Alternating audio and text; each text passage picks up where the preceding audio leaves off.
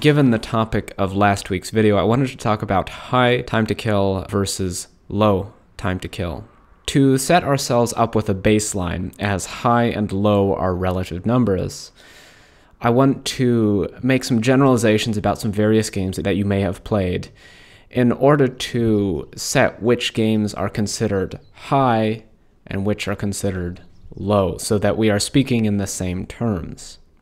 I'll mostly be sticking to Battlefield games for these examples because my viewers are most likely to have played these games, but there are some notable and fairly amusing examples from other franchises. In this case, COD Ghosts is probably the highest damage per second in close quarters I think I've ever seen in any standard game. Mind you, this is standard as well. COD Ghosts has hardcore as well. God knows what that's like. Anyway, Call of Duty Ghosts typically hits for 3-hit kills. You're doing about 34 to 43 damage depending on the weapon. And the rates of fire are generally very high. Middle is about 800. That's an 800 rounds per minute rate of fire at a 3-bullet kills. Mind you, the SMGs will be firing at around 1,000, and they also do 3-bullet kills in close quarters. They drop down to 4 and 5-bullet kills, but that's not much better. And of course, this is at the laughable 10 hertz update rate across peer-to-peer connections. I can't imagine why anyone would possibly want to play this. So that's the highest I've ever seen in a recent title. That's Call of Duty Ghosts. Next we have Hardline. Hardline at launch, that is. The typical middle rate of fire was about 800, and the light weapons generally did 4-hit kills to the heavy weapons 3-hit kills. Drop-off start occurred at around 40 meters usually. It was slightly slower for the 3-hit kills, but regardless, it took until a fairly long distance until your damage actually started dropping off significantly. Battlefield 3 gives us a little bit more perspective.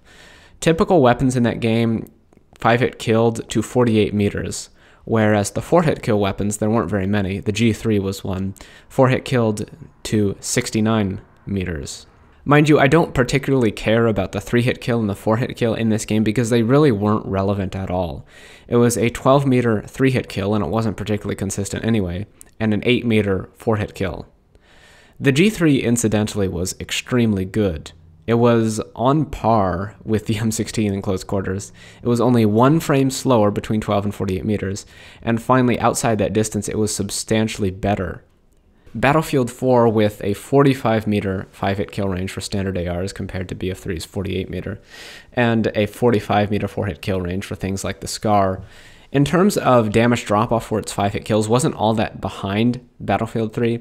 However, Battlefield 3 had spread characteristics which were so much better than those of Battlefield 4 that you typically, if your aim was on, outputted more damage in Battlefield 3 across range than you did in Battlefield 4, making Battlefield 4's weapons feel less powerful. BC2 was rather interesting.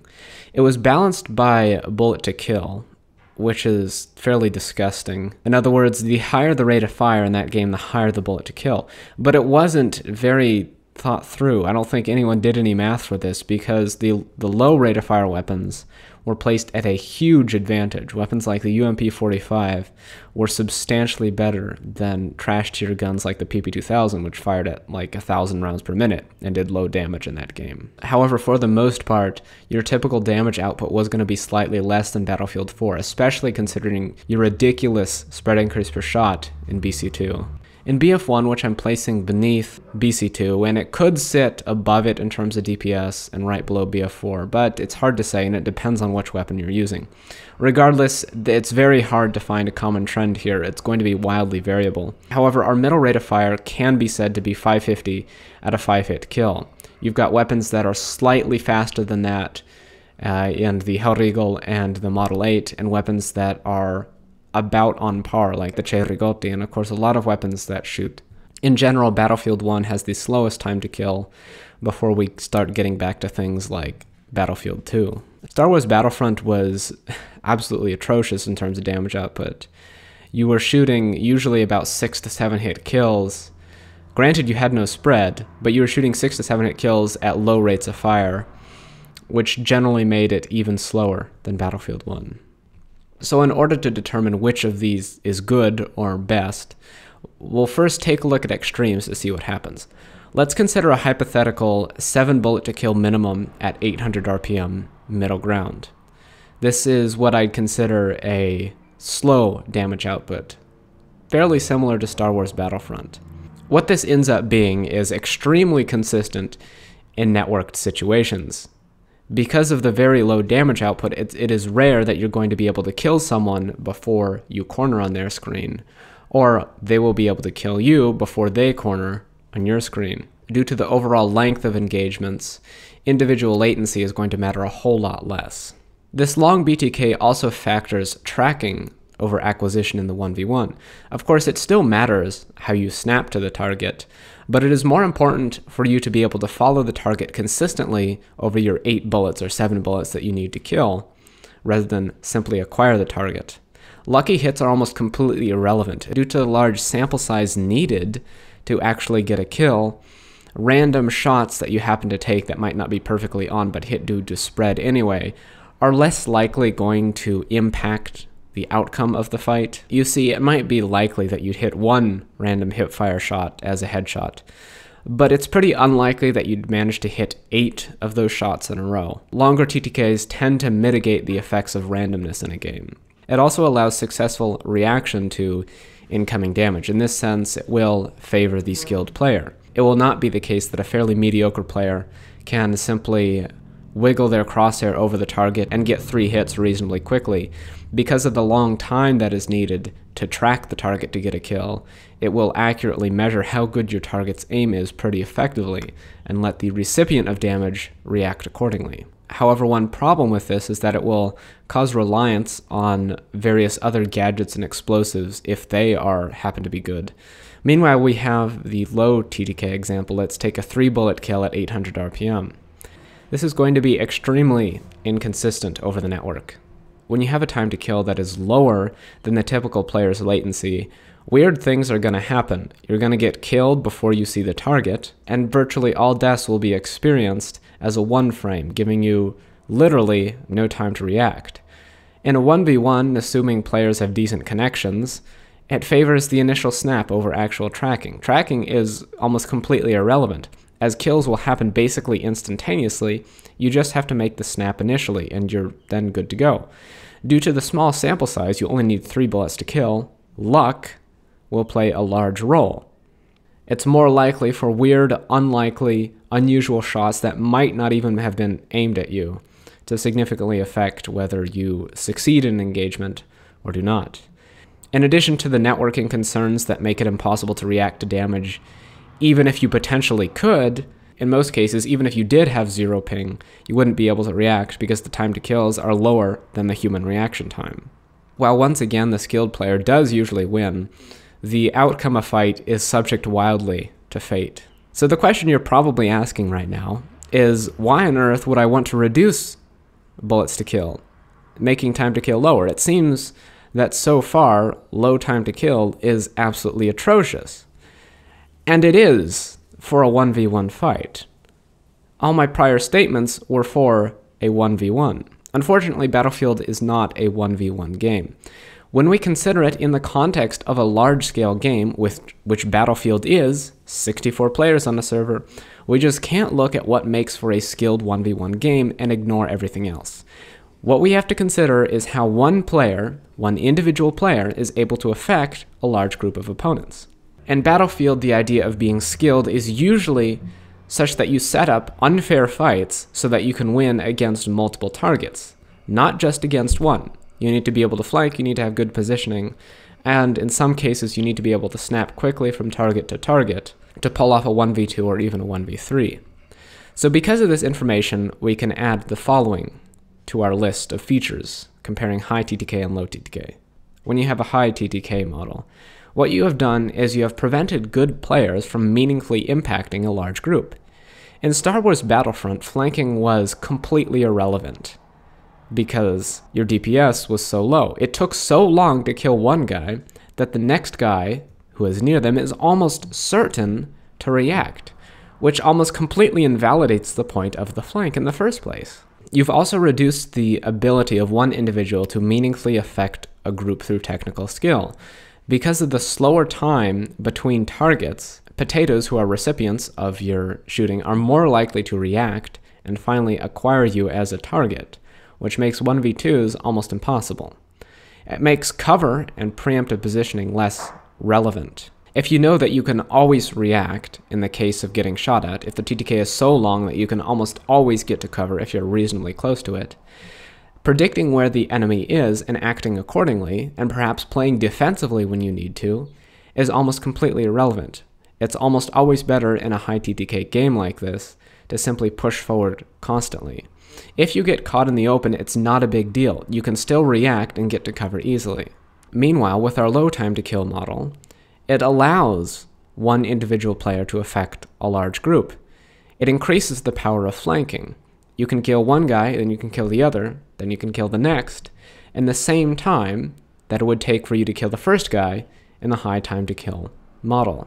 It makes preemptive positioning good. Rather than simply reacting to every enemy as you see them, it's important to try to predict where those enemies are and put yourself in a position so that you are not immediately subject to their high damage output, whereas they are to yours. The low time to kill game forcing you to think ahead and plan your actions in advance is what I liked about games like Battlefield 3. However, it should be noted that this model tends to prefer a more defensive playstyle. In Battlefield 4, your time to kill was low enough that you could Zuzu jump through a door and kill the 3 guys who were sitting there with ideally your superior aim. And at the same time, it was high enough that those players would not have sufficient time to react and get a kill off before you had killed all of them. So with that in mind, obviously the solution is a balance between the two. If it's too fast, even good players can't possibly use their aim skills to push aggressively. They'll just be forced to sit and camp in a corner or stay in cover all game. Too slow and they won't be able to accomplish anything meaningful as an individual player at all. A little look at our existing models can find a good medium, I think. Battlefield 3 definitely favored a more conservative, slower, accuracy-based style. While it only had a slightly better 5-hit kill range, 5-hit kills were delivered much faster than in Battlefield 4, if you were good, that is. And the nature of close quarters was very inconsistent due to the 4-bullet kill at 800 to 1000 RPM. Of course, this was at 10 Hz, which was even more awful. Battlefield 4, due to its slightly worse time to kill, favored a more aggressive style. Virtually all competitive infantry play was done extremely quickly with an inaccurate AEK spray style, using the movement system of Battlefield 4 to remain unpredictable and mow through multiple opponents. Battlefield 1 favors a similar style. The Automatico is very powerful due to the close quarters nature of flags. Virtually all burn zones are within the Automatico's range of effectiveness. The play is, I found, even more aggressive than in Battlefield 4, as incoming damage per second in Battlefield 1 is usually even weaker. Of the three, Battlefield 3 minus the 4-hit kill is probably my favorite, though Battlefield 4 is what I'd call acceptable. I do personally prefer Battlefield 3's focus, positioning, and accuracy to Battlefield 1's aggression. However, I'm willing to accept that, different titles can be different. I'm not saying to turn Battlefield 1 into a highly defensive game like Battlefield 3 was. Battlefield 1 with reduced bullet to kill, as I've outlined previously, does, I feel, keep aggression intact if Battlefield 4 is anything to go by. However, it seems to me that it will reduce frustration due to a feeling of impotency that a lot of players experience, and ideally it would also reduce gadget spam due to the weapons feeling more effective to use. The perception of incoming damage isn't altered by all that much, but outgoing damage feels a whole lot better. Balance is improved as well. It's easier to figure out where the Automatico fits if the MP18 sits not all that far behind it in close quarters. The typical damage output with reduced bullet to kill in Battlefield 1 approximates that of Battlefield 4, but with smaller magazines. The Che Rigotti, for example, is 1 frame slower with my changes than the M416. The Model 8 is going to have the same time to kill as the AEK, but of course it's going to be ridiculously hard to use. The Bar is going to be 2 frames slower than the UMP. The MP18 is going to be about the same as the M416, and 1 frame slower than the Ace-23. In other words, you keep Battlefield 1 as Battlefield 1, keeping the slightly aggressive nature of the game fast-paced. You keep that, but you make the game feel better. There's ultimately basically no downsides to this set of changes that I mentioned last week.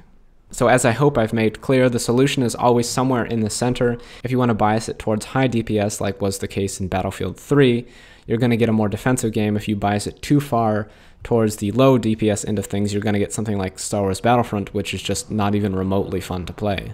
Hardline, I think, which sits above Battlefield 3, took things too far. It took the 4-hit kill range too far. I don't even like 4-hit kills for weapons that shoot at above 700 RPM. I think with the current state of networking, it's simply too inconsistent.